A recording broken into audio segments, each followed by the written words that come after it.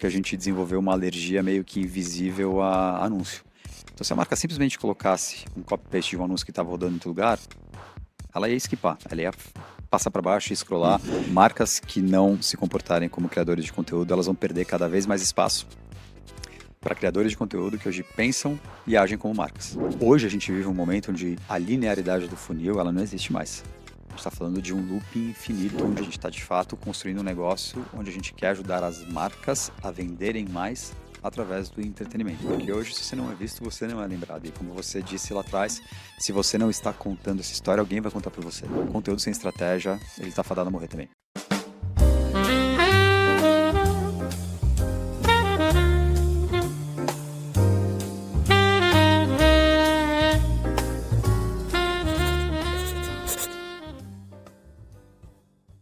Todo mundo tem um feed, marcas e pessoas, mas não são todos que conseguem transformar ele em um baita negócio.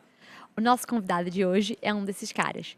Ele ajudou a construir a internet da forma como a gente consome hoje, foi o segundo funcionário do Twitter no Brasil e o primeiro do time de monetização do TikTok. E no fim do ano passado, decidiu trocar as Big Techs pelo sonho de aprender. Nasceu assim a Trendsy, um hub que ajuda marcas a pensarem e agirem como criadores de conteúdo. Porque, como ele mesmo fala, marcas que não se portarem como criadores de conteúdo vão perder espaço para criadores de conteúdo que agem como marca. Theo Lima, bem-vindo ao Slogan. Muito obrigado, Ju, pelo convite. Prazer aqui. É uma honra estar aqui com você. A honra é nossa. Bom, nesse primeiro bloco, vamos voltar um pouco no tempo e falar um pouco da sua carreira, como você chegou até onde você está. Olhando um pouco para sua trajetória, você passou por Microsoft, TikTok, X. O que todos esses lugares no mundo tech te trouxe de experiência? Tem alguma coisa que une todas elas, que difere? Conta um pouquinho assim dessa trajetória de carreira. Claro, conto sim, Ju. Já tenho há um tempo aí de mercado, né, e sempre trabalhei no mercado corporativo. Estava até te contando nos bastidores aqui. Comecei lá atrás em empresas que eram muito referências também na época, como a American Online, que você não conhecia. E eu acho que em todas essas empresas as quais eu trabalhei, grande parte delas, as Big Techs, eram empresas que elas estavam moldando, de certa forma, comportamento. Ou seja, elas estavam trazendo o novo. Época de Microsoft, você pensa, não, mas a Microsoft é uma empresa de software super consolidada. Não. Eu trabalhava numa área que era a área de advertising, que era desse tamanho, e que vendia na época os espaços, né, de publicidade, o inventário, para o Messenger, para o MSN Today Special, para o Hotmail. E o que eram os espaços publicitários deles? Eram uns banners. Eram os banners. A Display, maior né? parte eram banners, display, não programática. existia vídeo ainda. Mas era aquela história, na época todo mundo se comunicava pelo Messenger, todo mundo tinha um Hotmail, né? Então você tinha, por menor que ainda fosse a audiência do digital, tinha uma relevância muito grande. Então passei por Microsoft nessa época, né, onde era o hype. Fui o segundo funcionário da operação do Twitter no Brasil. E lá no Twitter que eu comecei a entender um pouco, não só de aptidões, mas aquilo que eu gostava de fazer, né? Que era de fato, eu sabia que o desafio sempre me movia, mas eu gostava de fazer parte de tudo que era novo. Eu nunca gostei de ser mais um dentro de algo que é meio engessado, que é mais do mesmo. Eu gostava de participar dessas mudanças ou transformações, né? Eu gostava de participar de movimentos ou empresas que estavam redefinindo a forma como as pessoas, no caso, consumiam mídia ou conteúdo. Então, o Twitter era numa época onde pouca gente no Brasil sabia usar a plataforma. Então, no Twitter, um desafio maior que a gente tinha até não era nem vender o produto, era explicar o comportamento para depois você tentar vender o produto. Ou seja, é explicar uma nova tendência antes de monetizar o produto, né? Então, era um desafio muito grande. E qual era o formato de anúncio por lá? Na época do Twitter, você tinha os promoted tweets, e era sempre, lembra, a gente sempre, você obviamente como consumidor assíduo de conteúdo, e tanto é que eu estou falando do Twitter, né? Eu não falo X porque eu não participei, né, da transição, trabalhei na época do Twitter, mas eram os promoted tweets, você tinha alguns formatos ali onde você patrocinava alguns tipos de conteúdo também, quando a gente começou a parte de transmissão, né, de alguns eventos ao vivo. Você tinha algumas diárias também, né, que você liderava ali aquelas hashtags, que eram as promoted hashtags, enfim, tinha alguns formatos ali que eram muito mais voltados para texto. Com o passar do tempo, e plataformas, elas são organismos vivos, né? Elas vão ganhando, obviamente, inovações, e o Twitter também foi se moldando. Mas era um desafio de educar o mercado a como se usar a plataforma para depois começar a monetizar. Só que aí eu comecei a identificar esse padrão que era, para mim, era sempre muito legal fazer parte desses momentos onde você está construindo algo novo, né? Você tem um baita desafio, então você tem que contar uma história nova, né? Então você tem que convencer as pessoas, você precisa gerar a crença de que existe um movimento acontecendo e que as marcas, no caso, elas precisavam estar atentas. E esse bichinho me picou, né? Então eu já costumo dizer que eu comecei a empreender corporativamente nessa época do Twitter. E aí eu tive a oportunidade de ir para o TikTok como primeiro funcionário da área de monetização no Brasil, que é a área que de fato introduziu, né, o TikTok Ads. E quando eu entrei era eu, um pessoal da China, um pessoal da Índia e alguns, tinha um pessoal também dos Estados Unidos ajudando a montar, fazer todo o setup. E quando eu fui era engraçado, porque eu perguntava para as pessoas, né, quem conhecia, ninguém conhecia. E quando eu dizia que eu estava indo lá para assumir a área comercial do TikTok no Brasil e ajudar a montar a operação, elas falavam, mas o que você vai fazer nesse app de dancinha? Né? Você vai trabalhar? O que você vai vender lá? Então, de novo, era mais um momento na minha carreira em que eu tinha que contar de novo para o mercado. Como é que conta para o mercado? Reuniões e reuniões e reuniões, pitches atrás de pitches, você precisa mostrar, obviamente, o que está acontecendo em termos de comportamento, de consumo de conteúdo. E como que você mostra isso? É tipo prova social? Tem prova social, mas no caso não era nem prova social, porque o TikTok, de fato, quando ele veio, até pela história, né, o TikTok, na verdade, ele é oriundo de um aplicativo chamado Musical.ly, que a ByteDance comprou, virou TikTok. Então, a base que já consumia o Musical.ly veio junto. E era uma base que fazia muito lip sync, muita dancinha e etc. Então, foi o fio condutor da plataforma. Então, você vê que os primeiros criadores, de fato, da plataforma, não só no Brasil, mas no mundo, eram, de fato, as pessoas que dançavam, que criavam dança. Você tem Charlie D'Amelio, você tem Enola Brand, você tem vários outros aqui no Brasil, vários também se destacaram no começo.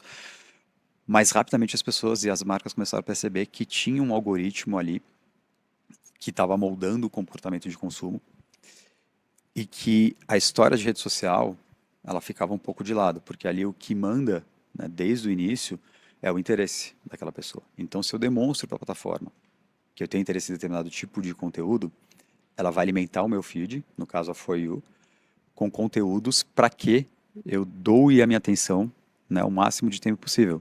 Porque diferente de Instagram ou outras redes, né, na época da chegada do TikTok, que elas eram muito mais voltadas para o seu ciclo social, ou pessoas ou marcas que você seguia, ali não importa quantos seguidores você tem, no caso para criador de conteúdo, e sim a história que você vê para contar. Então quem está do outro lado está querendo consumir conteúdos interessantes, com base, obviamente, no meu interesse ou no seu interesse. Então eles foram moldando muito rápido essa For You, né, essa timeline das pessoas, as quais, obviamente, não só pessoas, mas marcas também que traziam conteúdo relevante para você. E eu acho que foi um fenômeno, porque veio a pandemia. Na pandemia as pessoas estavam em casa e elas consumiam cada vez mais conteúdo.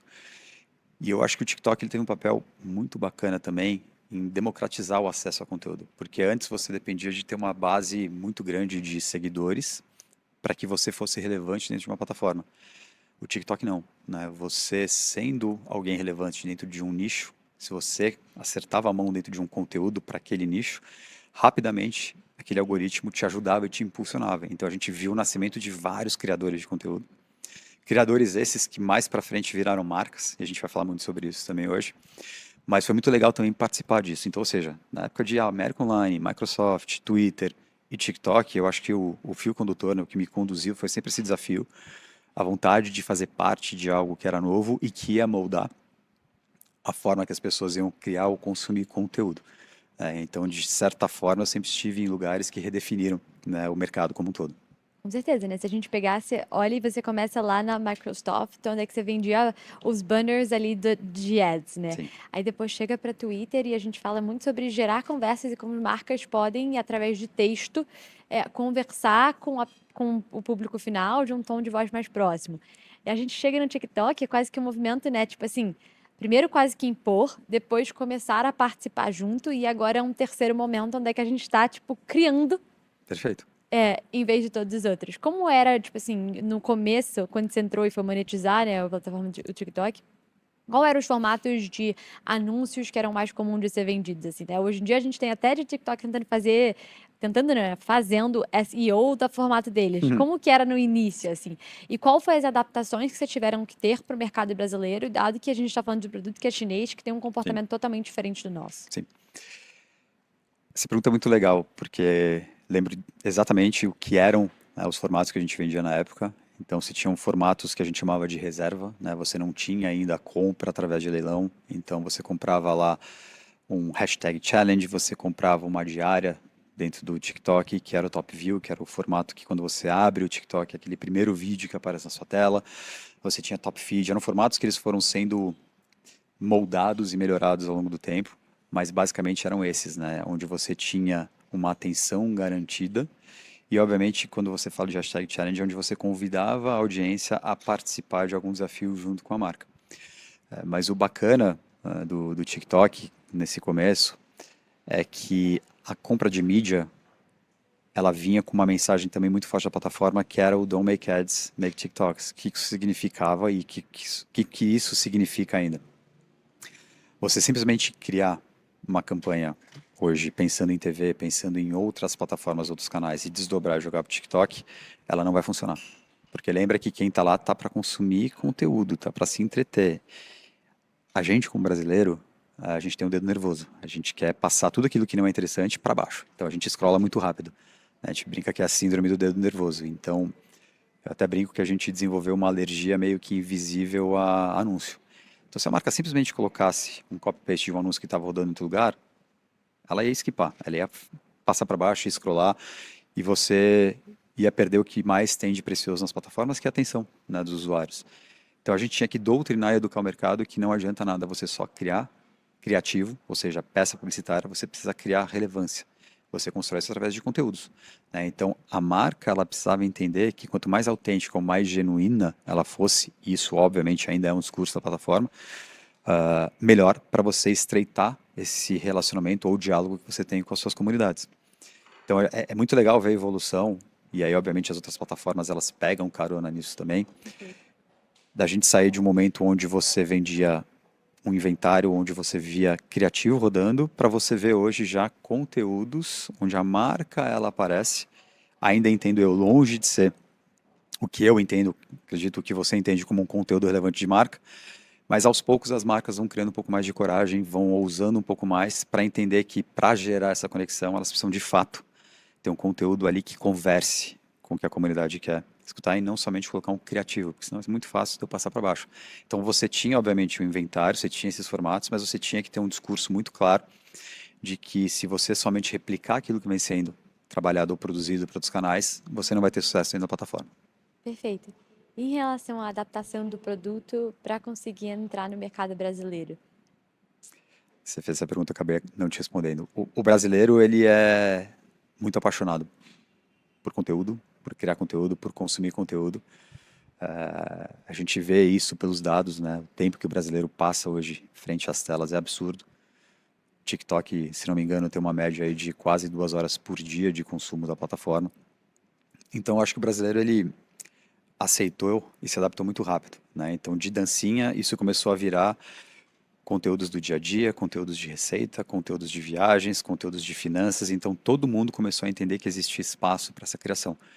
Então, eu acho que a tropicalização desses conteúdos ajudou muito rápido também as pessoas a entenderem o potencial da plataforma.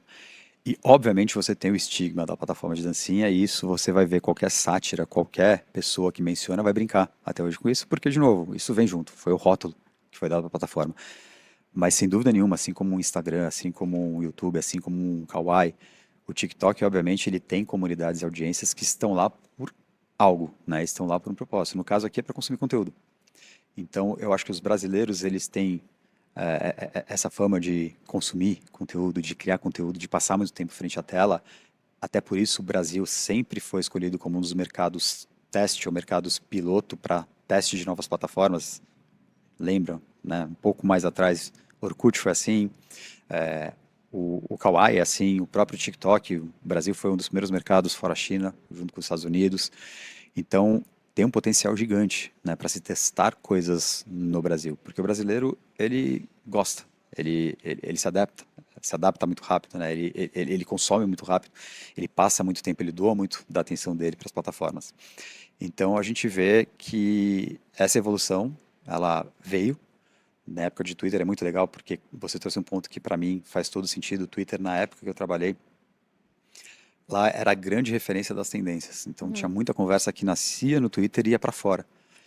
A gente vê isso acontecendo no TikTok hoje, né? O TikTok ele se torna uma plataforma também de descoberta. E aí descoberta de pessoas, músicas, receitas, marcas. E você vê isso acontecendo lá e, obviamente, isso explodindo e expandindo para outras plataformas também. Só que antigamente era tudo base de texto, né? Conversa. É onde as marcas implementaram o formato de real-time marketing. Hoje não. Hoje as marcas elas precisam estar muito atentas para tudo que acontece porque o TikTok ele acaba sendo meio que um espelho cultural. Ele reflete muito daquilo que o brasileiro vivencia, do que o brasileiro quer, Perfeito. né? Do que o brasileiro. Então, assim, as marcas elas têm uma oportunidade hoje que é como que eu aproveito, obviamente, esse espaço para ser relevante, mostrar que eu sou uma autoridade dentro de um assunto, mostrar que eu tenho um propósito, criar essa minha conexão, criar, obviamente, comunidade e como é que eu vou vender mais através do entretenimento.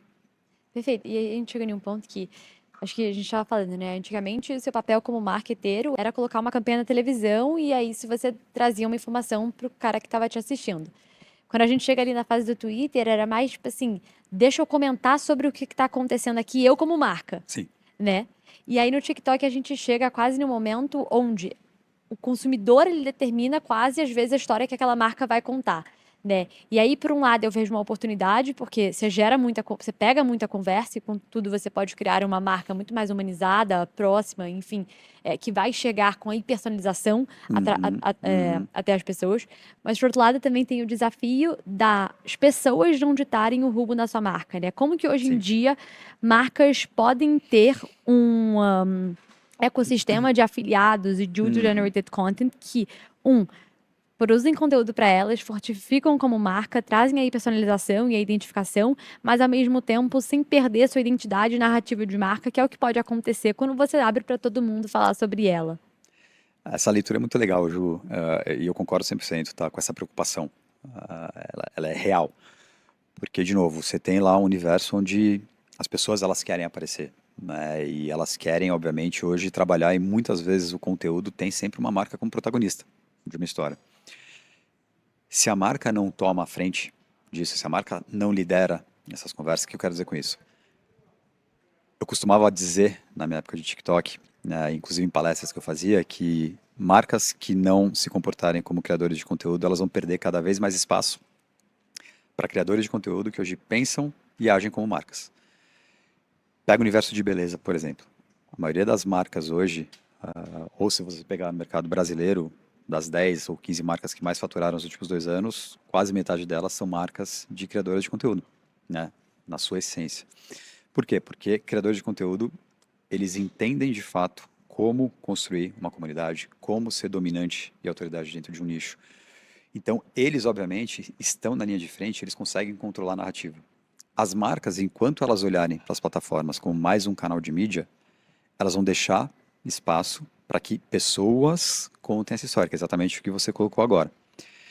Se eu, como marca, entendo que eu preciso pensar e atuar como criador de conteúdo, a percepção de quem está do outro lado, opa, peraí, essa marca autoridade, ela domina um assunto dentro de um território, eu passo a ficar mais interessado ainda por aquele conteúdo que está sendo colocado, o sistema e o algoritmo entendem que, opa, peraí, ela não é somente um anunciante, ela está levando conteúdo que é relevante também para as pessoas, então ela começa a não hackear o algoritmo, mas ela começa a também furar a bolha, né? Porque quando você fala hoje de campanha, muitas vezes você está alugando uma audiência que não é sua. Quando você está construindo o repertório, quando você está construindo conteúdo, quando você traz consistência, você cria comunidade.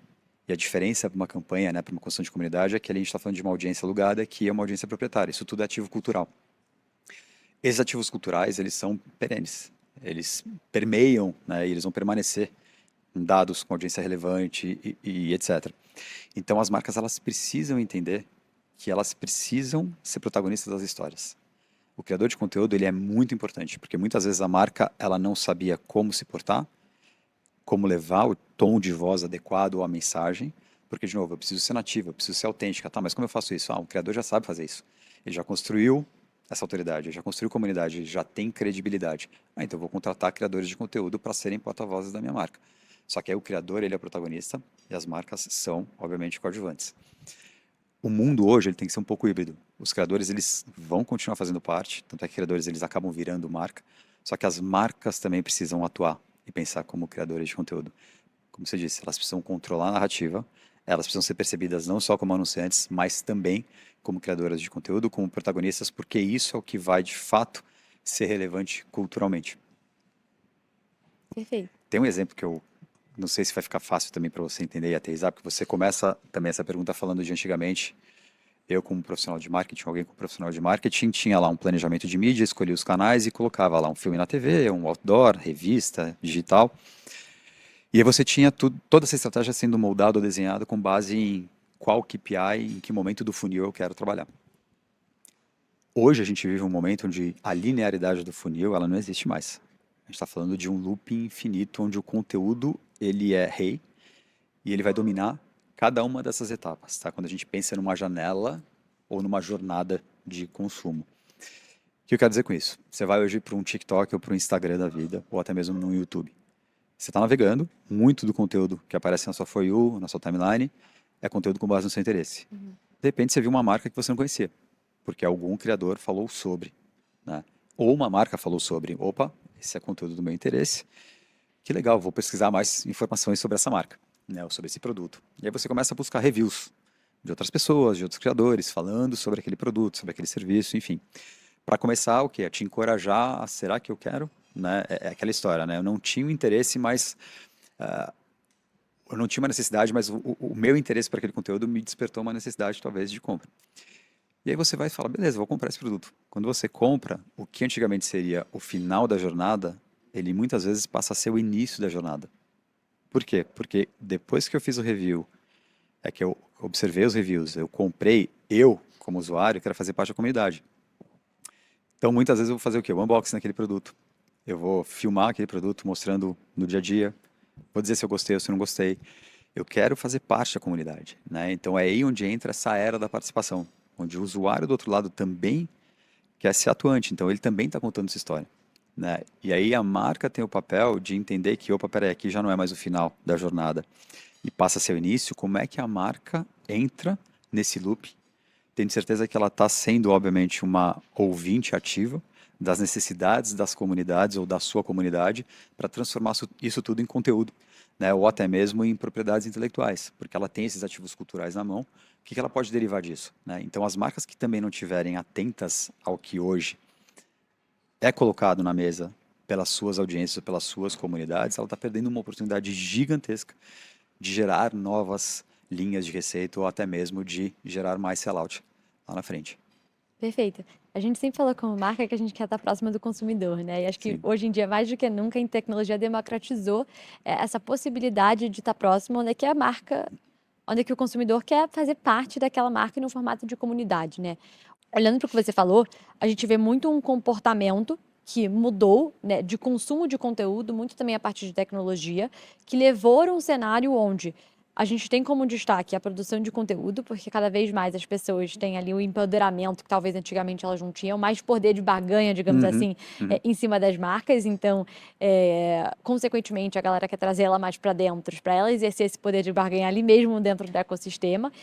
E um cenário onde que conteúdo funde com entretenimento, quase que antigamente tinha uma questão mais B2B, B2C, hoje se fundiu completamente em quem vende o seu produto, né? Vou lançar um novo produto no mercado. Antes era, deixa eu botar no ponto de venda para o B2B, né, para vender para o B2B vender para o B2C. E hoje virou, deixa eu colocar para todo mundo no mercado, porque o B2C ele pode representar a minha venda. E como que eu comunico no B2C para ele representar a minha venda? Muito disso é feito através de conteúdo e entretenimento. Perfeito. Então, são tendências que a gente vem, né, formando que provavelmente vão ditar o futuro. Sim. E você vem acompanhando essa história, né, com essa trajetória, acho que principalmente quando você esteve na TikTok, que você viu muito esse comportamento, né, das pessoas no início tratando vocês como mídia, depois como produtora de conteúdo e, enfim, eu quero ditar mais a minha conversa em vez de deixarem as pessoas conversar sobre mim. Sim. Como você enxerga que esse mercado da comunicação vai carregar para os próximos 10 anos? Assim, o que você vê como tendência E como que você chegou onde você está por ver essa tendência, né, se concretizar? Perfeito.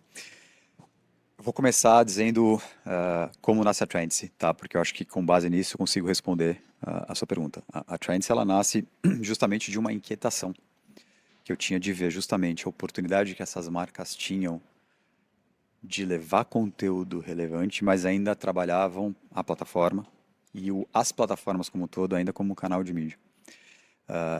Eu conheci diversos criadores de conteúdo, né, na minha passagem pelo TikTok. Um deles é o Rodrigo Rossi, que hoje é o meu sócio na Trends. A gente conversava muito sobre isso, né, de como que a gente podia, como ele poderia ampliar o repertório de conhecimento dele, né, porque o Rô foi um cara que ele despontou muito rápido também no TikTok.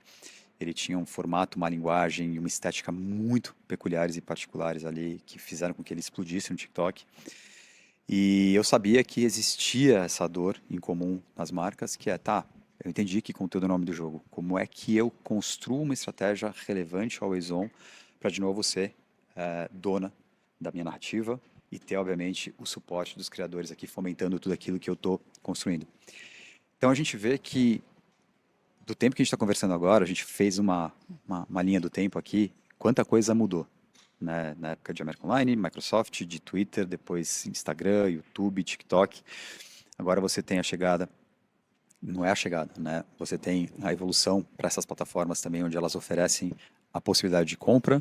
Então você tem uma experiência para o usuário sendo um pouco dividida entre, opa, peraí, eu estou aqui para consumir conteúdo, eu estou aqui para comprar algum tipo de produto.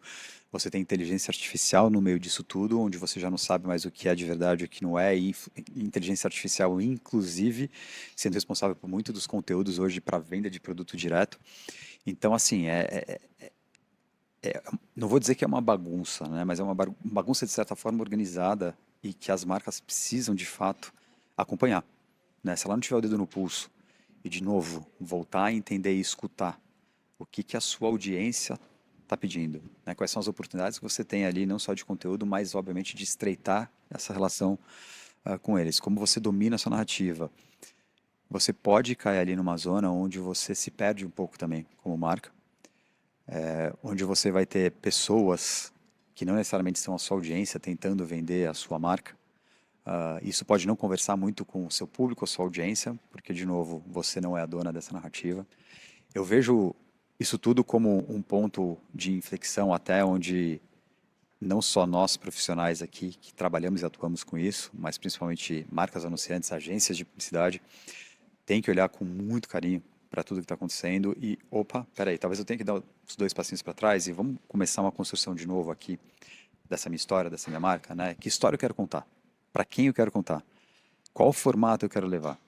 Eu quero vender meu produto dentro desse marketplace? Ou eu quero usar isso aqui só como mais um canal para fomentar o que já existe? Acho que a estratégia, ela nunca foi tão importante.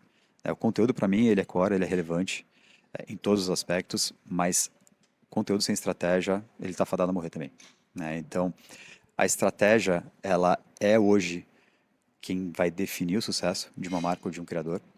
A estratégia é o que vai te abrir portas para oportunidades, é o que vai, obviamente, tirar você de zonas ali de conflito, mas eu não consigo te dizer o que vai acontecer nos próximos 2 anos, porque inteligência artificial, até um ano atrás, ninguém sabia que seria o que é. Eu ainda não sei o que vai acontecer com AI. Eu estudo bastante o tema. Tem muita gente dizendo que isso é um hype, tem muita gente dizendo que não, não tem como, isso já veio para É uma ficar. bolha ou não é uma bolha, É né? uma bolha ou não é uma bolha, assim como a gente já viu outras bolhas acontecerem. Essa é uma que deve se sustentar mais um tempo, mas como eu, como profissional, já olhando agora para a Trendse, posso fazer bom uso disso, né? E não virar, obviamente, o canhão 100% para isso e dizer que, ó, não, eu só estou trabalhando com isso. O fator humano, ele continua sendo muito relevante.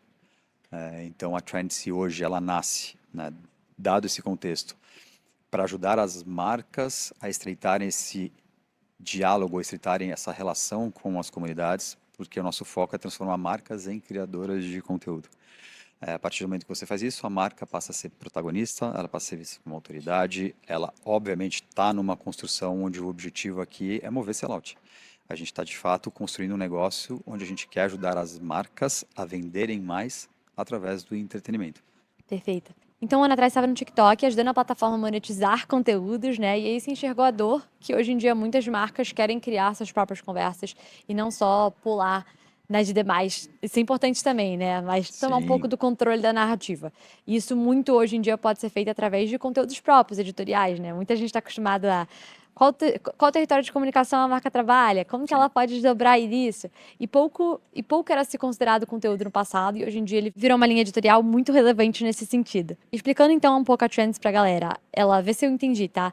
Ela é basicamente um hub de conteúdo, onde faz um diagnóstico da marca, de que ela tem, quais são os territórios, qual é a dor, né, do mercado, o que o público está falando sobre ela, e desce ali numa estratégia de conteúdo onde é que ela pode dominar a conversa, criar esse conteúdo e ser muito mais autoral, né, autêntica, muito mais pessoal também e trazer uma conexão maior com o consumidor final, que ela provavelmente não conseguiria fazer isso com uns banners que volta lá atrás para a A Microsoft mídia e pura e simples. a mídia pura e simples.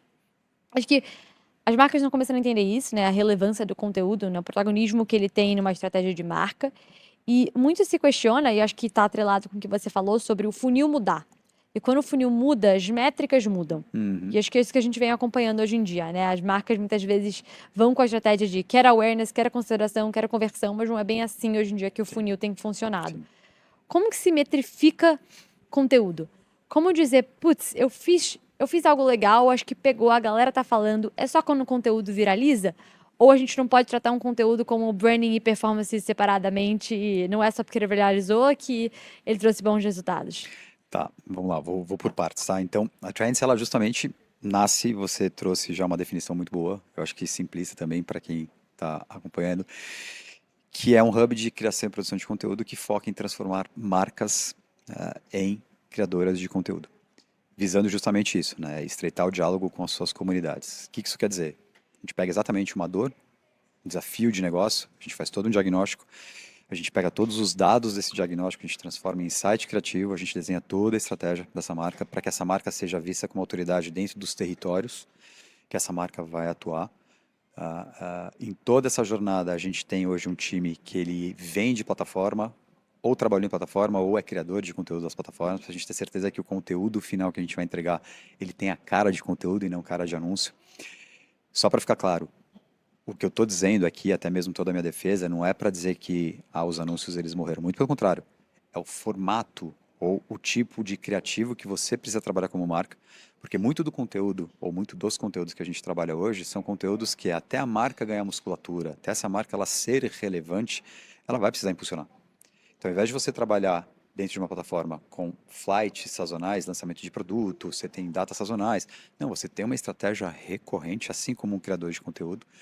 Dependendo do caso, você vai ter conteúdo todos os dias, você vai ter conteúdo 2 vezes por semana, ou às vezes 2 conteúdos no mês já bastam, né, dependendo daquilo que você tem como desafio de negócio. Mas é de fato você estar presente na cultura. Porque hoje, se você não é visto, você não é lembrado. E como você disse lá atrás, se você não está contando essa história, alguém vai contar por você. E dependendo da forma como alguém contar por você, ele pode estar expelindo a sua audiência ou ele pode, obviamente, estar trazendo muito mais gente para dentro. Então, a estratégia de conteúdo, ela precisa ser muito assertiva para trazer esse tom de voz, para definir essa persona, para trazer, obviamente, essas linhas editoriais que vão construir essa comunidade. Tudo isso gera ativo cultural. E esses ativos culturais, que aí, indo para a segunda parte, né, da sua pergunta, que é o que o mercado ainda não está acostumado a metrificar. Porque a gente vem de um histórico onde o digital precisava se provar através de métricas diferentes da TV, do GRP, do TRP, enfim, ou métricas do offline, e era uma venda até então com uma metrificação muito técnica. Hoje, o Technicase ele ainda existe, né, e é cada vez mais sofisticado, mas ele também é muito mais estratégico, né? Então, por exemplo, quando a gente fala de uma marca que está criando com consistência um conteúdo, ela está sendo relevante para uma determinada audiência, ela começa a construir comunidade. Eu não estou mais falando de um share of voice, onde eu vou pegar e comparar o que aquela marca investiu versus outras marcas para ver o quanto que ela teve dimensões dentro daquela plataforma. Eu estou falando de domínio de atenção dentro de um universo ou de um território. Por exemplo, a gente está trabalhando hoje com Gillette Venus, né, e eles têm um desafio muito grande que é fazer com que as mulheres passem a comprar e consumir cada vez mais as lâminas da Gillette Venus e não mais as lâminas também masculinas. Só que para isso elas precisam dominar o assunto ou o território de depilação. Uhum. E tem muitos mitos dentro de depilação que a gente, obviamente, através dos conteúdos, vai desmistificar e isso vai potencializar, obviamente, o desejo, né, de mulheres consumirem ou comprarem cada vez mais esse produto. Quando você, como marca, passa a ser essa frente atuante, a gente não pode estar olhando só para as métricas tradicionais, né? Então, eu tenho que olhar para a qualidade da conversa que está sendo gerada, eu tenho que olhar para a comunidade que está sendo fomentada, eu tenho que olhar para os dados que eu estou trazendo dentro de uma audiência que é minha, que é proprietária, eu tenho que entender qual que é o share de atenção que eu tenho dentro daqueles territórios. Então, são métricas novas. E não é toda a plataforma e não é todo parceiro hoje que mensura que tem esse tipo de métrica também. Então, muito disso ainda é na unha. Tem até uma parceira da Trendsy, que é a Winning, que eu até uso, a gente usa bastante a Winning lá para não só trabalhar dados preditivos, mas também identificar hoje como que é ou como está o share de atenção dessas marcas dentro do território. Porque, de novo, você como marca protagonista de um assunto, você vai estar concorrendo com criadores de conteúdo que também falam do mesmo assunto que você. Só que você tem propriedade e autoridade para falar daquilo. Então, de novo, é um trabalho onde a marca ela precisa entender que ela vai ganhar musculatura, ela vai ter que ser consistente, ela vai testar formatos, ela vai errar, ela vai acertar. O digital é bom porque ele permite essa experimentação, né? E o que tem de vantagem a partir do momento que uma marca faz isso? Apesar dela ainda entender isso como um custo, que eu ainda vejo isso como um ponto cego do marketing, essa construção ela vai te levar a ter, sem dúvida nenhuma, uma eficiência na compra da mídia. Porque ao invés de você colocar um caminhão de dinheiro para esses poucos slides que você tem ao longo do ano, você vai estar construindo comunidade. Não necessariamente você vai precisar impulsionar todo o conteúdo que você coloca ali na plataforma, independente da plataforma que a gente estiver trabalhando. E você já tem ali musculatura suficiente, ou já tem audiência suficiente para sustentar muito do seu conteúdo com orgânico, né? Então, é um híbrido entre construo, obviamente, relevância, construo autoridade, construo comunidade, vou impulsionando o conteúdo até o momento em que eu encontro aquele sweet spot onde talvez eu já não precise mais impulsionar tanto esse conteúdo porque eu já consigo sobreviver de certa forma aqui com os meus conteúdos. E a gente vê isso acontecendo com algumas marcas, né? A gente até estava conversando nos bastidores, do tipo, vamos tentar lembrar algumas marcas aqui que a gente tem como referência, mas Duolingo. Duolingo tem um trabalho, né, eu acho que exemplar há muitos anos, não só no global, mas no Brasil também, onde boa parte da comunidade formada ou fomentada hoje é de conteúdo orgânico, né? Você não precisou, você obviamente precisou em algum momento trabalhar o impulsionamento de mídia, mas você sustenta muito essa conversa porque você é visto e percebido como um criador de conteúdo. A CIMED tem um baita exemplo hoje também com a Carla e com a Dib, né? São conteúdos e linhas editoriais um pouco diferentes, mas que fizeram com que a empresa passasse a faturar muito mais e que movesse, obviamente, o ponteiro com base em estratégias de conteúdo ali, onde eles humanizaram muito a relação com as suas audiências, né? Então, as marcas têm essa oportunidade e elas precisam olhar para isso mais do que nunca. E esse trabalho da construção de métricas, ele vai ser um trabalho conjunto, né? Não existem essas métricas prontas ainda, mas eu também estou curioso para ver o quanto que plataformas e parceiros vão começar a se adaptar a esse novo mundo para também trazer mensurações que façam sentido ou que façam jus ao tipo de conteúdo que está sendo criado hoje. Perfeito. E social listening é um começo, né? É um Porque começo, é sem o que a dúvida. gente pode ali ter de sentimentos do que estão falando da Sem sua dúvida, marca. sem dúvida. E para mim, assim, falando num ponto cego, que eu acho que dita muito o que a gente vem vendo de comportamento das marcas em relação a isso, a gente vive numa epidemia de brand trust, né? Das pessoas não confiando nas marcas, de ter muita opção, de inteligência artificial, de tudo ser muito facilmente fabricado com baixa barreira de entrada. Então, em quem eu confio, né? E para mim, essa linha de entrar em conteúdo como estratégia de marca é o que vai garantir que você volte a ter essa relevância, não só de marca, mas de tipo confiabilidade, credibilidade, né? Porque é um espaço para você, igual você falou com o caso de Gillette. Se eu quero falar com mulheres, como que eu posso criar propriedade para as pessoas confiarem no que eu estou falando? E se eu educo elas de algum tópico que elas têm interesse, elas vão conhecer o tópico muitas vezes em profundidade através de mim. E quando que isso cria uma proximidade com elas, né? Muito bacana, mas volta na minha pergunta de... Hoje em dia a gente cria conteúdo para as marcas, para elas ditarem conversas. E a gente não tem muito uma forma de metrificar elas. Muitas vezes a metrificação vem se um conteúdo for viral. Como você enxerga esse equilíbrio entre produção de conteúdo relevante, produção de conteúdo que é viral? É a mesma coisa, não é?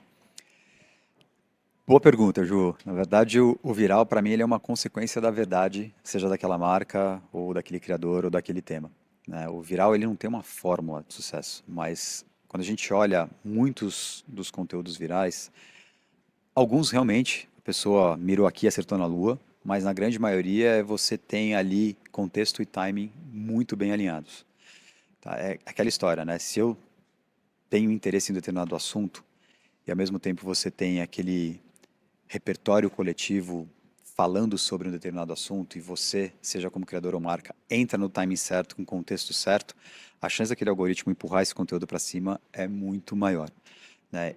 E geralmente o conteúdo viral é aquele conteúdo que mexe com o emocional, né? Mexe com a nossa atenção, faz com que a gente pare e fale, ou na verdade, ou a gente olhe para aquilo e se identifique, ou a gente fala, putz, isso aqui é aquele tipo de conteúdo que eu quero mandar na minha roda de amigos, no meu grupo de WhatsApp, no meu almoço de família e tudo mais, né? Então, eu acho que seria uma combinação. Quando a gente fala de estratégia de conteúdos, a gente está falando de marcas liderando conversas para que elas sejam relevantes culturalmente. Quando você faz isso com frequência, com consistência, inevitavelmente, em algum momento, algum desses conteúdos ele vai acertar esse timing e contexto e ele também vai viralizar. É muito mais fácil você, quando tem consistência, viralizar um conteúdo do que você tentar acertar uma vez ou outra um conteúdo achando que ele vai ser viral.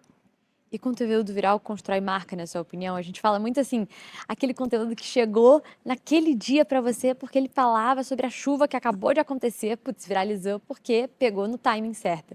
Mas ao mesmo tempo, pode ser que ele diz pouco sobre quem é a marca por trás que está de fato comunicando. Como que você enxerga esse equilíbrio, assim, uma estratégia de conteúdo que a gente tem como objetivo tanto gerar performance, tanto construir marca, eu não acho que os dois andam separadamente. Como você enxerga o papel do viral nisso, assim? O viral, quando ele é algo casual, ele não vai ditar de fato o que é a marca. Eu acho que a gente está falando aquela das. A gente fala aqui das micro tendências, né? Que são vários exemplos. A gente tem praticamente um por dia, um por semana. E aí tem muita marca que aproveita desses momentos para entrar em conversa. Só que eu acredito que marca que acaba falando de tudo acaba não sendo reconhecida Por por nada. nada. Então a marca ela precisa definir quais são os seus territórios para ela ter recorrência dentro daquele território. Tem trends ou tem tendências ali que vão aparecer e que vão fazer sentido para a marca participar da conversa. E isso pode até potencializar uma história que ela já vem contando, né? Mas eu acho que a gente, se pegar o histórico, a maioria desses casos onde a marca surfa um momento é muito uma construção pontual, né? Você como marca liderando conversa e você acertando a mão de novo no timing e contexto, quando você viralizar algo, aí sim vai potencializar aquilo que você já vem fazendo, porque você tem, obviamente, propriedade, histórico e repertório sobre aquele assunto, né? Então é uma combinação de fatores, tá, Ju? Eu acho que marcas que pensam em viralizar conteúdo o tempo todo, de novo, volta àquilo que eu falei no começo, né? Elas querem ser donas de tudo, mas acabam não sendo reconhecidas por nada. Então acho que também tem que tomar um pouco de cuidado com isso. Perfeito. E acho que tem muita marca, principalmente marca grande, né, que está procurando como é que eu começo a minha estratégia de conteúdo. Quer contar um pouquinho de algum case de sucesso e dar algumas dicas práticas de como uma marca pode, de fato, iniciar o content marketing dela? Tá, vou olhar hoje pro portfólio Trends, tá? Para a gente também trazer um pouquinho aqui para a realidade da nossa conversa e aterrissar um pouquinho o que a gente vem fazendo também na Trends, né? A Trends é uma empresa que tem 10 meses de vida, 11 agora, e a gente tem marcas no nosso portfólio como Cepacol, Gelol, Naturete, Atroveran, Maracugina, Gillette Venus, como eu mencionei, a Faculdade de Graduação Sampo, o Exame, agora PepsiCo com Doritos, quem disse Berenice, Vult, enfim. Todas essas marcas, na verdade, elas têm procurado a Trends justamente por a gente trazer esse olhar diferente dessa construção. E eu vou trazer um exemplo aqui, que ele é emblemático, ele é muito legal também de ver acontecendo, que é Gelol. Gelol que é uma marca aí clássica, conhecida por todo mundo, mas uma marca bem antiga. O TikTok tá muito bom. Aliás, parabéns. Obrigado, obrigado. Que tinha um objetivo de rejuvenescer a comunicação e também começar a conversar com o público mais jovem, né? Não que esse seja o público predominante das plataformas, mas porque eles queriam também rejuvenescer. E com base nisso, a gente fez todo um diagnóstico para entender, né, quais são os territórios de GLOL, quais são assuntos que a marca poderia hoje participar, seja liderando conversas ou entrando em conversas, quais são linhas editoriais ou temas aqui que a gente poderia ajudar a marca a criar essa conexão, sempre buscando trazer um tom, no caso de GLOL, de humor, mais de entretenimento, porque a gente identificou em todo esse diagnóstico que muita gente usava uma hashtag chamada Momento GLOL em qualquer vídeo que se assemelhava a uma videocacetada, algum momento de pegadinha, etc e tal. Então isso foi um insight para o time começar a pensar, opa, peraí, então você já tem bastante gente, né, falando sobre GLOL num tom mais de humor, etc, porque nos anos 2000, 90, o GLOL patrocinou durante muito tempo videocacetadas, enfim. Então a gente tentou reviver, de certa forma, esses momentos do cotidiano, que são sketches, onde você está lá no dia a dia, onde você está passeando na Avenida Paulista e você saca um cotonete gigante, começa a ter guerra de cotonete, guerra de travesseiro, você coloca um atleta infiltrado em alguma situação onde ele aparenta ser um funcionário de um parque, mas ele lá, no fundo, ele é um skatista profissional, enfim, tudo aquilo que não só mexe com o imaginário, mas faz com que as pessoas se identifiquem muito com cada uma dessas situações. Então a gente saiu de uma marca que não existia no TikTok 4 meses atrás, para hoje quase 300 mil seguidores, engajamento altíssimo, muito qualificado, uma comunidade hoje que conversa muito, né, com a marca. E, obviamente, a gente está muito atento a tudo que está acontecendo para derivar novas oportunidades, não só de conteúdo, mas também de propriedades ali para a Gelol. Então, muita coisa legal aí também por vir, né? Mas era uma marca que até então não existia dentro do TikTok, né? E ela resolveu ousar um pouco mais, deu essa liberdade para que a gente pudesse também traduzir isso em formato de conteúdo que ela pudesse explorar esse lado, sem deixar, obviamente, de lado a questão funcional do produto. Então, como a gente junta tudo aquilo que é território de marca e eu posso trazer o funcional do produto, sem fazer o que antigamente, historicamente, sempre foi feito, que era um cartelado funcional, e que a gente sabe que na plataforma ou nas plataformas isso não funciona. Então, é um trabalho muito legal que a gente está fazendo e muito próximo do time da Hypera também, que tem dado essa autonomia, essa liberdade, e tem muita coisa legal ainda por vir aí de Gelon. Muito bom. Você falou um pouquinho da construção do editorial de conteúdo para a marca, né? Ela tem muito de usar a essência, os territórios que ela já comunica, como, por exemplo, humor, e trazer isso para dentro de uma linguagem adaptada para conversar com aquele público que vocês têm o objetivo de atingir. E, ao mesmo tempo, ficar de olho no mercado para entender quais são as tendências que estão acontecendo para trazer isso para dentro, né, da narrativa. E hoje em dia, acho que o que mais tem é tendência, Sim. né? Tipo, eu não sei dizer quantas tendências tem por dia. Como que você É sabe? difícil mapear, né?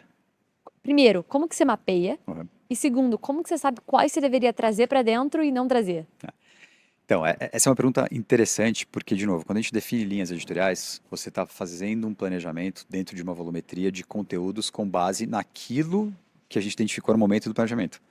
Só que, como você falou, eu planejo e começo a gravar conteúdos para liderar, né, um assunto, só que tem uma tendência no dia seguinte que pode fazer sentido para mim. Opa, então eu preciso abrir câmera nesse dia para trazer um conteúdo novo, mas será que esse conteúdo não vai interferir a minha linha editorial? Então a gente precisa criar, de certa forma, um planejamento onde eu tenha espaço também para que a marca não perca aquilo que de fato é relevante também, que é o atual, né, que é o hoje. Porque senão você vira só mais um publisher dentro ali da plataforma, né? Então você precisa monitorar, você precisa entender o que está acontecendo, você precisa ser uma marca ativa. Então, como até te falei antes, não adianta nada você colocar um conteúdo e achar que aquilo vai resolver. Você tem que colocar um conteúdo e a marca, como ela está atuando como criador de conteúdo, ela tem uma handle, ela vai ter que responder à comunidade, ela vai ter que interagir com a comunidade, ela vai ter que olhar tudo que está acontecendo e interagir em outros conteúdos também para ser percebida como criador de conteúdo. Então não é só colocar um conteúdo. Então tem todo esse trabalho 360. Então hoje, como a gente mapeia isso? A gente tem um mar aberto, né, onde a gente consegue enxergar dados das plataformas para mapear essas tendências. A gente tem plataformas hoje terceiras, onde a gente consegue também acesso a esse social listening. A gente tem um time hoje de insights e dados que está atenta a tudo que está acontecendo, para a gente fomentar e trazer insumos, obviamente, para o time de estratégia. De novo, não é que eu desenho uma estratégia e eu ingesto ela ao longo dos 12 meses. Não, a gente revisita e revisa essa estratégia semanalmente para ter certeza que o conteúdo que a gente está colocando hoje dentro dessas contas ou dentro das handles de cada uma das marcas que a gente trabalha, ele é um conteúdo atual. Então isso faz parte, sem dúvida, do scope e do DNA da Trend. Muito bom. E você falou muito de ter, né, você e toda marca por aí, plataformas que monitoram um pouquinho das tendências que está acontecendo no mercado.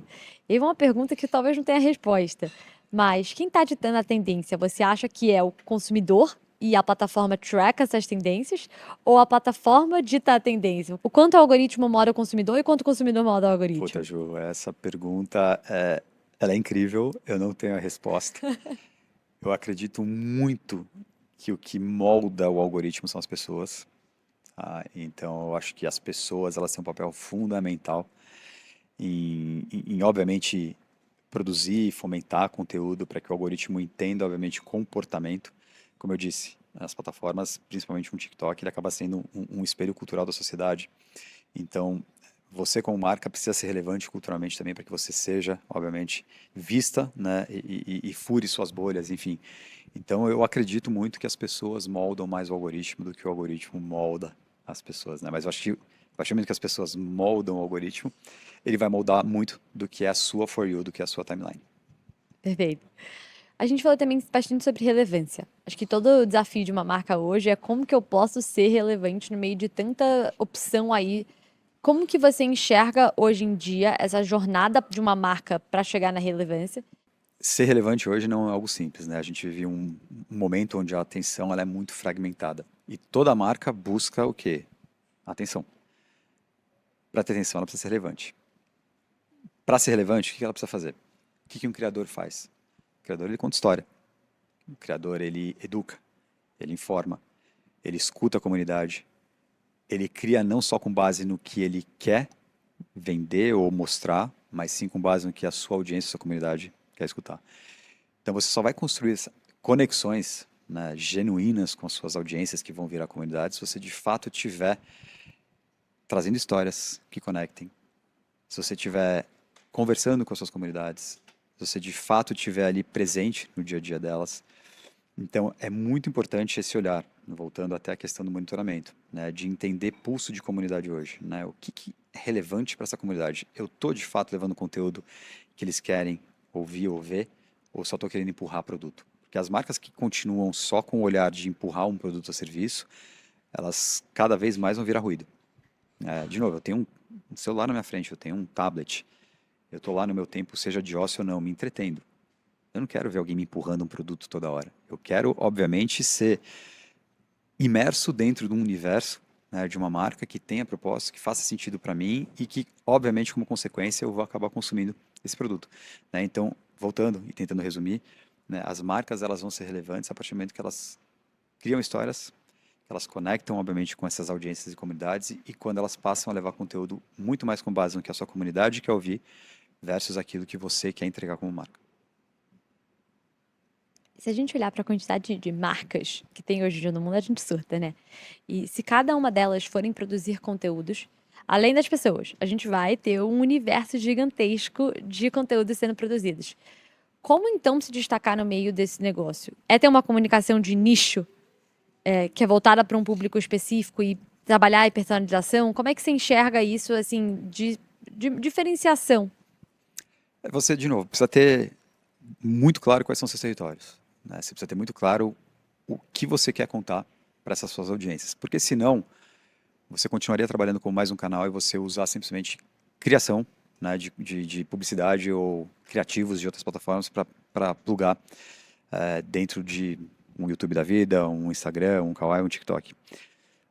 Aqui a gente está falando de você ter, de fato, recorrência. Você determinar, de fato, quem é a sua audiência. Quais são os territórios que você vai trabalhar. Você pode resolver muitas vezes uma comunicação que ela é nichada, mas você quer ampliar isso através de mídia. Né? A mídia ela resolve boa parte disso. Então tem conteúdos que você cria para que eles sejam vistos pela sua comunidade, mas tem conteúdos em que você fala, opa, peraí, isso aqui eu quero furar a bolha. Se eu não furar, obviamente, com base no meu orgânico, eu vou trabalhar o impulsionamento, que a mídia ela tem um papel, eu acho que fundamental para esse direcional, porque a mídia ela ajuda inclusive nessa construção dessa reputação e da autoridade que a marca quer. Então, a marca, até ela ser de fato vista como essa autoridade, ela vai ter passado por essas etapas. Né? Até ela encontrar aquele sweet spot que eu falei, né? Onde você já tem um equilíbrio entre o conteúdo orgânico versus o conteúdo da mídia paga. Então, assim, é ter clareza de quais são os seus territórios, ter clareza da história que você quer contar, para quem você quer contar e com qual recorrência você quer contar essa história. Perfeito. Agora, em duas palavras, vai uma. O que que é influência de verdade hoje, pra você? Influência, para mim, é quando a pessoa, a marca, ela deixa de formar opinião e ela começa a moldar comportamento. A partir do momento que você tem alguém ali que muda o comportamento com base em algo que você, como influenciador, ou como criador de conteúdo, ou como marca, tem, obviamente, fomentado ou tem construído, eu acho que aí sim você está influenciando. E uma marca que já entendeu isso e como que ela tem feito isso na prática? Eu adoro um exemplo de uma marca de fora, que não é do Brasil, que é a Liquid Death. Não sei se você conhece. Sensacional. Para mim, ela definiu uma estética muito clara e uma linha editorial de conteúdos ali que me pegam desde o primeiro dia que eu fui impactado. Eu consumo os conteúdos, não tem Liquid Death para comprar no Brasil. Se tivesse, eu com certeza consumiria, muito porque hoje eu sou um advocate da marca. Então, estou te falando aqui como causa, né, do Theo ser um fã hoje dessa marca. Marcas que vêm fazendo um trabalho notoriamente, eu acho que reconhecido aqui, a gente pode citar Duolingo. Historicamente, eu acho que o grande benchmark é Red Bull. Né? Red Bull, ela é um grande portal de conteúdo, ao mesmo tempo que ela é uma empresa que vende energético, né? Mas ela obviamente constrói tudo isso com base em territórios muito bem definidos, né? Onde ela está sempre envelopando essas histórias com estéticas muito poderosas. Trazendo para um lado mais humano, eu acho que a CIMED acertou a mão, trazendo a Carla e o Adib. Tudo começou com o case de Carmed, né, que explodiu em vendas, não só, obviamente, em views. É esse o poder de plataformas, né, ajudar, obviamente, a drivar vendas também. Gelol está fazendo isso muito bem feito, modéstia à parte, né, mas é um início de um trabalho ainda, tem muita coisa a ser construída. Tá, mas eu acho que eu traria para a mesa esse exemplo de Liquid Death. Eu acho que Road também, da Hailey Bieber, eu acho que foi muito assertiva também ao construir desejo, a escassez e, obviamente, usar uma figura como ela também para trazer, de novo, aquilo que a gente falou no começo, né, que são criadores atuando como marcas. E o que a gente faz dentro da Trends é tentar fazer o caminho inverso, que é marcas atuando também como criadoras de conteúdo, porque no final o que a gente quer é transformar a influência em negócio. Você diria que hoje em dia o desejo, ele virou um dos principais drivers assim de performance ou não? O desejo ele vai depender se é uma marca premium, de luxo, de massa, enfim. Eu acho que dentro desse novo loop infinito, que é a nova jornada de compras, o desejo ele nasce às vezes da noite para o dia. Antigamente você tinha toda uma construção para gerar o desejo e você obviamente gerar a compra. O desejo ele pode estar agora, se você abrir o TikTok, o Instagram, o YouTube, aparecer alguma coisa que você, pelo seu interesse em um determinado tipo de conteúdo, não tinha necessidade, mas opa, peraí, isso me despertou um desejo. Então o desejo ele passa a também ser muito pontual agora. Então eu acho que as marcas elas têm a oportunidade de, entendendo que isso é uma realidade, como que eu fomento, obviamente, ao longo da minha estratégia, mas como eu deixo um espaço para também poder usar essas micro tendências ou espaços de oportunidade para também pegar alguma tendência e fazer com que isso vire um desejo. Eu acho que, sem dúvida nenhuma, se a gente pegar hoje um dos elementos que fazem com que a compra, no final das contas, ou a conversão aconteça, o desejo, ele sem dúvida nenhuma, ele está aqui. Né? Eu colocaria ele os três principais pilares. Só que existem formas de você buscar gerar esse desejo hoje. Eu acho que as plataformas elas te abrem um campo gigante de oportunidade para que você crie esse desejo a todo momento, né, para quem está do outro lado ali consumindo conteúdo. Muito bom. E agora entrando, né, na nossa parte final, algumas perguntinhas muito para a gente explorar como é hoje em dia trabalhar em uma empresa que está ditando cultura, está construindo conteúdo, mas ao mesmo tempo tem que lidar ali com a responsabilidade dos resultados. Como que você fomenta a criatividade, mas ao mesmo tempo não deixa ela escapulir de algo que no fim do dia não vai trazer o resultado esperado?